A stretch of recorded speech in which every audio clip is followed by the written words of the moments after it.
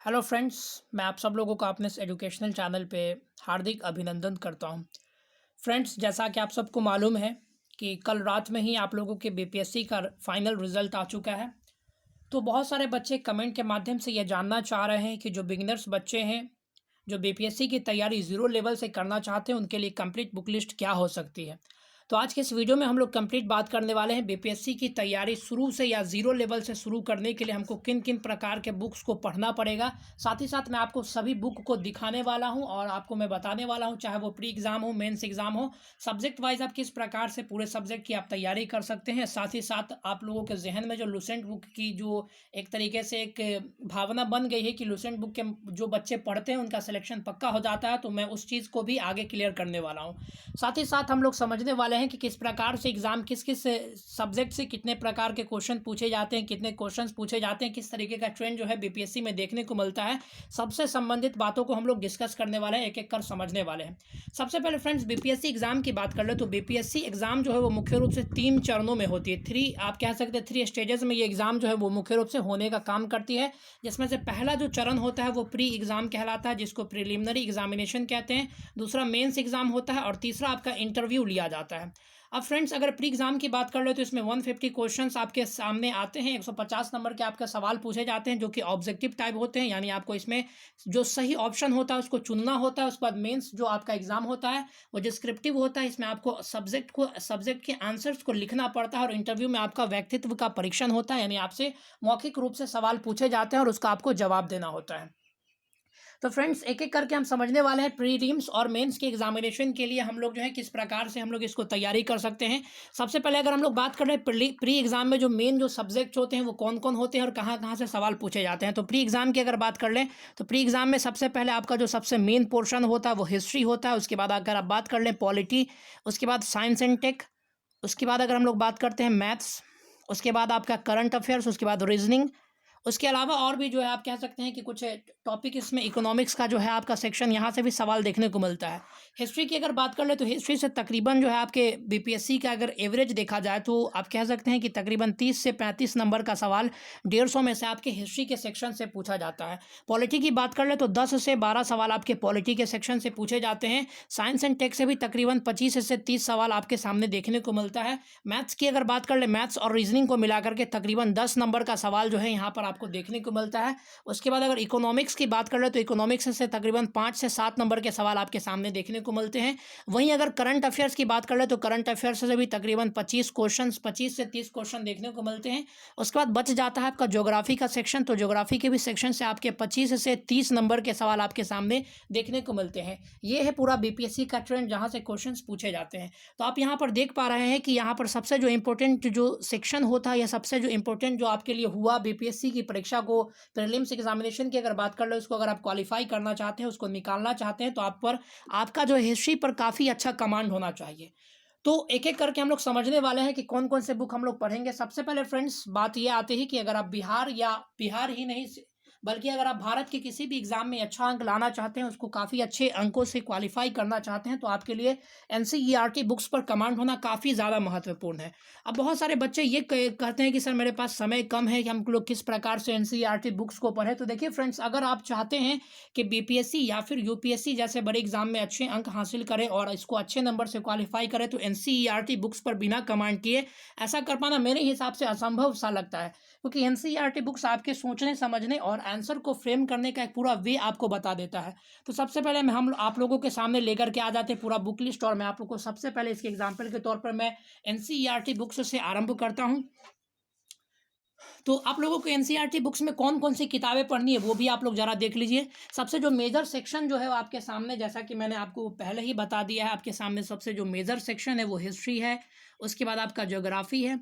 उसके बाद अगर आप बात कर ले तो पॉलिटी है। ये 3 सेक्शन जो है, उसके बाद साइंस एंड टेक है। ये 4 सेक्शन जो है आपके सामने काफ़ी मेजर है, यहाँ से काफ़ी ज़्यादा सवाल आपके एग्जाम में देखने को मिलता है। तो हिस्ट्री की अगर बात कर ले, अगर आपका बैकग्राउंड काफ़ी अच्छा रहा है, अगर आपने स्कूल्स में या अपने कॉलेजेस में या फिर आप कह सकते हैं कि अपने पढ़ाई के दरमियान में हिस्ट्री को पढ़ रखा है, समझ रखा है, तो आपको 6 से इसको पढ़ने की आवश्यकता नहीं है। आप जो है 11th और 12th का हिस्ट्री पढ़ के भी जो है आप काफ़ी अच्छा अंक स्कोर कर सकते हैं।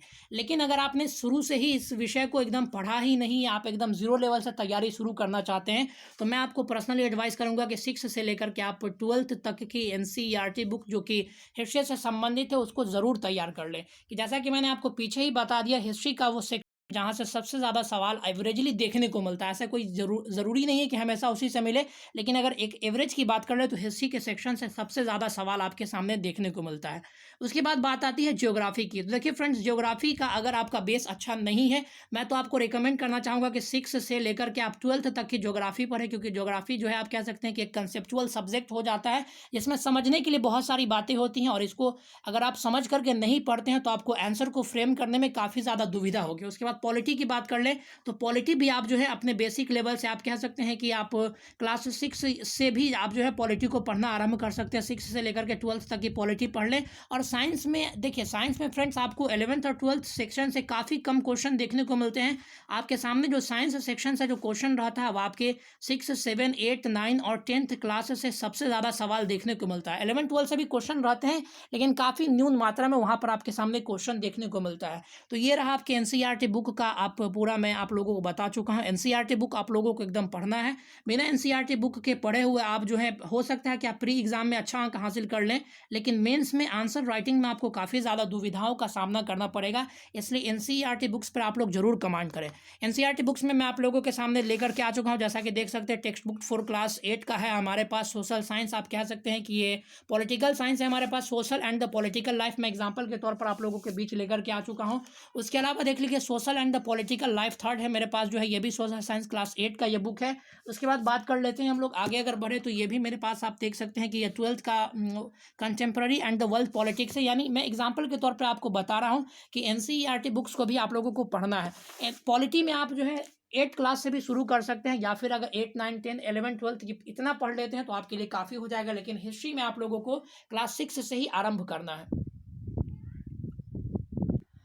जैसा कि मैंने आपको बताया कि हिस्ट्री का सेक्शन आपके लिए बहुत ज़्यादा ज़रूरी है, तो हिस्ट्री के लिए आपको एनसीईआरटी बुक्स तो पढ़ना ही है। साथ ही साथ आप एक हेल्प बुक भी आप ले सकते हैं। देखिए, जैसा कि मैंने आपके सामने पर दे दिया है, प्राचीन भारत का प्राचीन इतिहास, रामशरण शर्मा जी के द्वारा ये पुस्तक लिखी गई है, और इसके अनुवादक जो हैं देवशंकर नवीन और धर्मराज कुमार है। इस बुक को भी आप परचेस करके अपने प्रिपरेशन में इससे काफ़ी ज़्यादा फ़ायदा उठा सकते हैं। फ्रेंड्स, एक बात का ज़रूर ध्यान रखें कि जब आप एक बिगिनर हो, जैसे कि बहुत सारे ऐसे बच्चे होते हैं जो 12th से या ग्रेजुएशन के पहले वर्ष से ही अपने बीपीएससी की तैयारी शुरू करना चाहते हैं, तो मैं आप लोगों को एडवाइस दूंगा कि आप लोग पहले जो है एडवांस बुक ना खरीदें। यानी आप इस तरीके का बुक, जैसे रामचरण शर्मा जी का बुक हो, या आगे मैं आपको जो भी बुक बताने वाला हूं जो कि हेल्प बुक होता है, एनसीईआरटी के अलावा होता है, उन किताबों को खरीदने से पहले आप लोग एनसीईआरटी बुक्स पर कमांड करें। देखिए फ्रेंड्स, बुक खरीद करके उसको कर लेना कोई बड़ी बात नहीं। बुक खरीद करके कोई भी जमा कर सकता है। उसमें जो कंटेंट्स आपको दिए जा रहे हैं उस पर आपको फॉलो करना होगा, उसको पढ़ना पड़ेगा, उससे आपको आंसर राइटिंग की प्रैक्टिस करनी होगी, तब जाकर के आप बीपीएससी जैसे एग्जाम को क्वालिफाई कर सकते हैं। तो अगर आप बिगनर है तो आप ये बुक ना ले, आपको सिर्फ एनसीईआरटी बुक पे कमांड करना। लेकिन हाँ, अगर आपने एनसीईआरटी कंप्लीट कर रखा है तो इसके लिए आपका भारत का जो प्राचीन इतिहास है, जिसके लेखक जो है रामशरण शर्मा जी हैं, उसको आप लोग परचेज कर सकते हैं। उसके बाद अगर आधुनिक मध्यकालीन भारत की बात कर ले तो मध्यकालीन भारत का जो पुस्तक है वो आप देखिए, सतीश चंद्रा जी के द्वारा लिखा गया मध्यकालीन भारत का राजनीतिक, सामाजिक और सांस्कृतिक जीवन। ये जो है सतीश चंद्रा जी के द्वारा लिखी गई पुस्तक है, इसको आप लोग परचेज कर सकते हैं। सबसे ज़्यादा जो क्वेश्चन आपकी हिस्ट्री में देखने को मिलता है वो आपके आधुनिक भारत से मिलता है। तो आधुनिक भारत के लिए आप विपिन चंद्रा ले सकते हैं, या फिर आप स्पेक्ट्रम का जो बुक आता है वो आप लोग परचेज कर सकते हैं। दोनों बुक काफ़ी ज़्यादा यूजफुल है, और दोनों बुक से आपको बीपीएससी जैसे एग्जाम में काफ़ी मदद हो सकती है। तो ये रहा आपका हिस्ट्री का कंप्लीट बुक लिस्ट। अब अगर हम लोग बात कर लेते हैं, अगर ज्योग्राफी की अगर बात करें तो ज्योग्राफी में मैंने आपको पहले ही बता दिया कि ज्योग्राफी में आप लोगों को क्लास 6 से लेकर के 12th तक की एनसीईआरटी बुक को पढ़ना है। उसके बाद हेल्प बुक के तौर पर आप भारत का भूगोल जो है माजिद हुसैन सर के द्वारा जो ये पुस्तक लिखी गई है, इसको आप लोग पढ़ सकते हैं, परचेज कर सकते हैं। लेकिन हाँ, वही बच्चे इसको परचेज करें जो कि आप कह सकते हैं कि जिन्होंने क्लास 6 से लेकर के 12th तक के एनसीईआरटी को कंप्लीट कर रखा है। नहीं तो आपके लिए ये यूजलेस सा हो जाएगा, क्योंकि जब आप बेसिक कंसेप्ट को नहीं समझेंगे तो इस बुक को समझने में आपको थोड़ी परेशानी होगी। ये मैं आपको पहले ही बता देता हूँ। तो ये हो गया आपके सामने ज्योग्राफी की बात हो गई। उसके बाद मैंने पॉलिटी का आपको पूरा बुक ऑलरेडी दिखा ही दिया है। पॉलिटी के हेल्प बुक के तौर पर आप कह सकते हैं पॉलिटी का जो बाइबल कहा जाने वाला पुस्तक है, भारत की राज्य व्यवस्था, जो कि एम लक्ष्मीकांत जी के द्वारा लिखी जाती है, इसको भी आप लोग परचेज करके पढ़ सकते हैं। लेकिन इसको समझने के लिए आपको पहले अपने बेसिक कंसेप्ट को तैयार करना पड़ेगा। वो कंसेप्ट आपका बनेगा एनसीईआरटी बुक्स को पढ़ने के बाद, तो पहले आप लोग उसको तैयार कर सकते हैं। उसके बाद जो सबसे महत्वपूर्ण बात जो आती है वो बिहार स्पेशल का जो सेक्शन, जैसा कि मैंने आपको बताया कि बिहार स्पेशल के सेक्शन से भी तकरीबन 20 से 25 नंबर का सवाल आता है। तो उसके लिए आप लोग कौन सा बुक ले सकते हैं फ्रेंड्स? आपके पास दो चॉइस है। या तो आप इम्तियाज़ अहमद सर के द्वारा जो एक पुस्तक लिखी जाती है बिहार विशेष, उसको आप लोग ले सकते हैं। या फिर आप जो है आप कह सकते हैं महेश कुमार बर्नवाल जी के द्वारा जो एक पुस्तक लिखी गई है मैं बिहार एक समग्र अध्ययन, वो भी आपके लिए काफ़ी ज़्यादा यूजफुल होगा। जैसा कि आप लोग देख पा रहे हैं इसमें बिहार लोक सेवा आयोग एवं सभी राज्य स्तरीय परीक्षाओं के लिए काफ़ी ज़्यादा महत्वपूर्ण पुस्तक है। और ये इसमें लिखने का जो वे है वो मुझको काफ़ी जो है पसंद आता है, क्योंकि यहाँ पर आप देख सकते हैं यहाँ पर डिफरेंट कलर्स के इंक का इस्तेमाल किया गया है, जिसके माध्यम से जो भी इंपॉर्टेंट पॉइंट्स होते हैं वो ऑलरेडी हाईलाइटेड है। इसको हाईलाइट करके आपको गंदा करने की कोई आवश्यकता नहीं। जैसा कि देख लीजिए यहाँ पर उद्योग मित्र की अगर बात की जा रही है तो जितने भी फैक्ट्स और जितने भी डेटाज यहाँ पर मौजूद है जो कि फैक्चुअल डेटा है या जो इंपॉर्टेंट कही जा सकती हैं वो ऑलरेडी दूसरे इंकों से लिखी गई हैं, तो आपको पढ़ने में काफ़ी ज़्यादा सुविधा होगी। साथ ही साथ कहीं कहीं पर आपको इसमें मैप का, उसके अलावा बहुत सारे पिक्चोग्राफ का भी जो है यहाँ पर इस्तेमाल किया गया है, जिसके माध्यम से आपको समझने में और चीज़ों को याद रखने में काफ़ी सुविधा होगी। तो ये रहा आपका बिहार स्पेशल वाला सेक्शन। अब बात आती है अगर हम लोग इसकी मैथमेटिक्स और रीजनिंग की बात कर ले तो मैथमेटिक्स और रीजनिंग के लिए मैं आपको मैथमेटिक्स के लिए दो बुक रेकमेंड करूंगा। दोनों में से कोई एक बुक आप लोग परचेस करके तैयारी कर सकते हैं। एक तो एस चांद पब्लिकेशन की तरफ से आता है प्रतियोगी परीक्षाओं के लिए अंक गणित, जिसके लेखक है डॉक्टर RS अग्रवाल और दीपक अग्रवाल, इसको ले सकते हैं। या फिर आपका सगीर अहमद सर के द्वारा एक पुस्तक आती है प्रतियोगिता अंक गणित, जिसमें जो टाइम्स पब्लिकेशन के माध्यम से इसको पब्लिश किया जाता है, इसको लेकर के आप अपने तैयारी में इसको शामिल कर सकते हैं।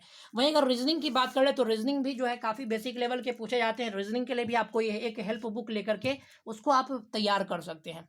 अब बात आ जाती है कि हम लोग जो हैं इसके और कौन कौन सी पुस्तकों को शामिल कर सके, तो मैं आप लोगों को अब रिकमेंड करना चाहूँगा बीपीएससी की तैयारी में सबसे ज़्यादा जो महत्व रखती है, क्योंकि बीपीएससी एक ऐसा एग्जाम है जिसमें बहुत सारे क्वेश्चन रिपीटेड होते हैं, यानी बहुत सारे सवाल, चाहे वो प्री का एग्जाम हो चाहे वो मेंस का एग्जाम हो, कुछ कुछ सवाल आपको देखने को प्री में तो कम मिलते हैं लेकिन मेंस में अधिकतर सवाल आपको पीछे रिपीटेड आपको मिल जाएंगे। तो उसके लिए आपका प्रीवियस ईयर क्वेश्चन, आपको इसका क्वेश्चन का पूरा पैटर्न समझने के लिए बीपीएससी किस किस तरीके से सवाल पूछती है उसको समझने में आपको काफ़ी मदद कर सकेगी। तो इसके लिए आप लोग जो हैं मेरे पास देखिए अरिहंत पब्लिकेशन का BPSC combined competitive preliminary examination का 1992 से 2020 तक का पूरा सॉल्व्ड पेपर अवेलेबल है, जिसके माध्यम से मैं इसके ट्रेंड को समझने की कोशिश करता हूँ और इस हिसाब से अपने तैयारी को फ्रेम करता हूँ। और यहाँ से आप टेस्ट पेपर लगा करके आप जो है अपने इसको जांच भी सकते हैं कि कितनी मेरी तैयारी हुई है और कौन सा टॉपिक जो है मेरा कमज़ोर पड़ता है। तो ये है आपके सामने, ये आप इसको ज़रूर अपने स्टडी में शामिल करें, आपको बहुत फ़ायदा होगा।